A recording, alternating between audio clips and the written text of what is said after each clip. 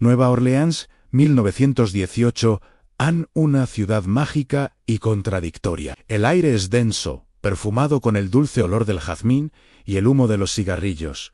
Una sinfonía constante de blues y ragtime. La Gran Guerra acababa de terminar. Y una nueva epidemia global, la gripe española, comenzaba a extenderse. Pero, de repente, un terror más íntimo, un miedo doméstico y visceral, comenzó a acechar las casas de madera del barrio italiano. Durante 18 meses, un depredador serial, al que la prensa bautizó como el asesino del hacha, operó con una metódica y brutalidad desconcertante. Entraba en los hogares de noche y atacaba a sus víctimas en su cama, dejando tras de sí una estela de sangre. Y la única evidencia era el arma que había usado, el hacha o cuchillo de carnicero de la propia víctima.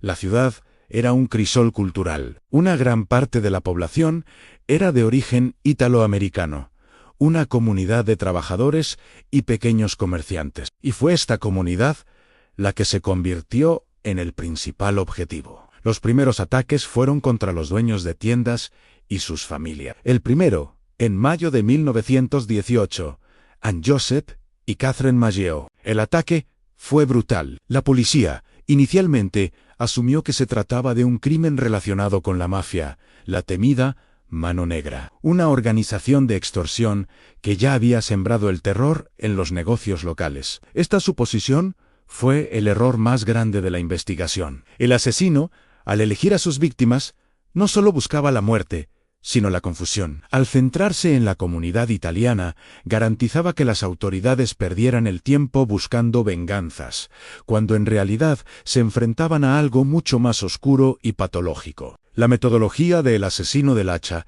era tan precisa como inquietante. Primero, siempre atacaba en las primeras horas de la madrugada. Segundo, nunca forzaba la entrada principal. En cambio, con una herramienta de carpintero o cincel, removía un panel de la puerta trasera de la casa. Era un método que no hacía ruido y que no dejaba grandes evidencias. Tercero, una vez dentro, buscaba el hacha de carpintero o el cuchillo de carnicero de la casa para perpetrar el ataque. Y cuarto, el arma era invariablemente abandonada en la escena, a veces con un reguero de sangre. La falta de robo o motivo económico era la clave. Esto sugería que el motivo era puramente el acto de matar, la necesidad de dominio y el desorden. La policía de Nueva Orleans se estancó en la hipótesis de la Mano Negra durante meses. La comunidad italiana ya estaba bajo presión por los rumores de extorsión, y los investigadores se convencieron de que el asesino del hacha era un sicario o un extorsionista vengativo. Se persiguieron innumerables pistas sobre posibles vendetas. Sin embargo, la forma de matar no encajaba con la mafia,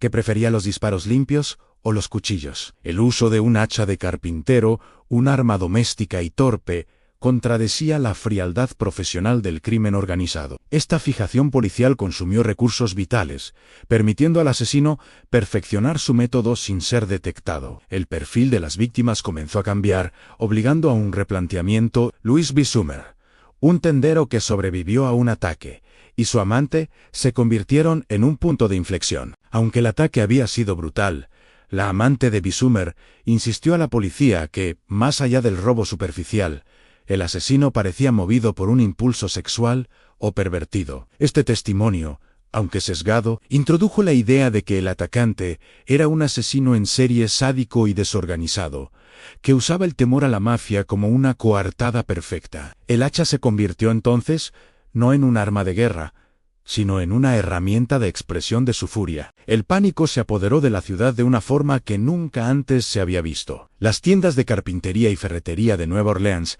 dejaron de vender hachas, y algunas hasta las retiraron por miedo a que se usaran contra sus propios dueños. Las familias dormían atrincheradas, con cuchillos o pistolas bajo sus almohadas, y las puertas traseras eran reforzadas con tablones. La gente comenzó a sospechar de sus vecinos, y la ciudad entró en un estado de paranoia masiva. El asesino había logrado su objetivo, en el terror total y absoluto. El miedo alcanzó un punto álgido en la primavera de 1919, en medio de este caos. El 13 de marzo de 1919, el diario local de New Orleans States recibió una carta. Su autor afirmaba ser el asesino del hacha, un ser sobrenatural, un espíritu, que se definía a sí mismo como un demonio de los lugares más cálidos del infierno. La carta era arrogante y grandilocuente, escrita en un tono que demostraba la necesidad del autor de ser reconocido y temido. Esta misiva descartó la teoría de la mano negra. A ningún extorsionista se habría arriesgado a tanta notoriedad. El asesino quería ser el protagonista de la historia criminal de la ciudad. El mensaje final de la carta fue la promesa más extraña y fascinante jamás hecha por un asesino serial. Después de prometer que realizaría su próximo ataque en la noche del 19 de marzo, el autor ofreció una vía de escape inaudita. A las 12:15 de la noche del 19 de marzo, voy a pasar por Nueva Orleans, y por el honor de vuestro San José, os haré una pequeña propuesta. Si todo el mundo está escuchando una banda de jazz, entonces perdonaré las almas que allí se encuentren. El asesino, el espíritu del mal, se había declarado fanático del jazz. La ciudad no tuvo más remedio que tomar la amenaza en serio. La noche del 19 de marzo de 1919 se convirtió en una leyenda cultural. Las salas de baile se llenaron hasta reventar. Los dueños de casas particulares encendieron sus fonógrafos al máximo volumen, y las bandas de jazz, desde las grandes orquestas hasta los pequeños tríos, tocaron hasta la madrugada, inundando las calles con música. Fue un acto de resistencia masiva, un baile por la supervivencia. La música, que era la banda sonora de la vida de Nueva Orleans, se convirtió en su escudo. La noche transcurrió sin incidentes. El asesino cumplió su palabra. No hubo ataques. Este resultado demostró que el motivo del asesino era puramente psicológico. Disfrutaba de jugar con el terror, con la atención pública y de demostrar su poder sobre la ciudad. La noche del jazz se convirtió en una anécdota cultural, un momento histórico en el que la música salvó a una ciudad. Pero la paradoja era clara en sí: el asesino se había calmado. Era solo por el placer de la burla. Después de la noche del jazz, los asesinatos cesaron temporalmente. Hubo un paréntesis de varios meses. La policía creyó que el asesino se había ido, o había sido asustado por la publicidad masiva.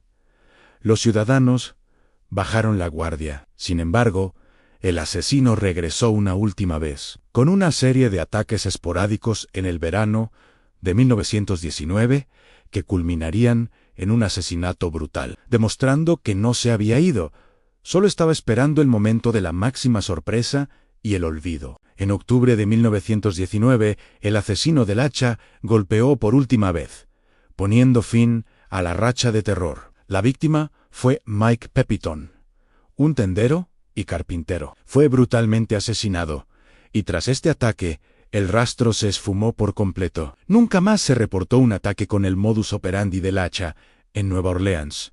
El caso se cerró sin sospechosos. La única persona relacionada con el caso que murió de forma violenta fue un hombre llamado Joseph Monfer, asesinado por la viuda de Pepitone. La pregunta persiste: ¿quién era el asesino del hacha? Teoría 1. En el Monfer, vengado, la viuda de Pepitone, al matar a Monfer, afirmó que él era el asesino del hacha. El misterio es que Monfer se parecía a uno de los sospechosos originales del ataque, a Louis Besson. Esto sugiere que Pepitone pudo haber estado persiguiendo al asesino, pero las pruebas son insuficientes. Teoría 2. El asesino local. La teoría más aceptada es que el asesino era un hombre local, quizás un carpintero o un trabajador que tenía acceso a hachas y que conocía bien las casas de la comunidad italiana. Usó el terror de la mafia como una tapadera para satisfacer impulsos sádicos, y que, tras el asesinato de Pepitone, simplemente murió por causas naturales o fue encarcelado por otro crimen no relacionado. La gripe española pudo haberlo reclamado. El misterio es insoluble. El asesino del hacha es un fantasma de la historia criminal, un caso que, en una época anterior al ADN y la ciencia forense moderna, se perdió en la superstición y la negligencia policial. Su legado no es solo el terror que infligió, sino la extraña paradoja cultural que creó en una ciudad que se vio obligada a bailar hasta la mañana para salvar sus vidas. El asesino, quienquiera que haya sido, desapareció en el aire de 1919, dejó tras de sí solo un hacha abandonada, una melodía de jazz y un misterio tan oscuro como la noche de Nueva Orleans. Un crimen sin resolver que sigue siendo la leyenda más inquietante de la ciudad.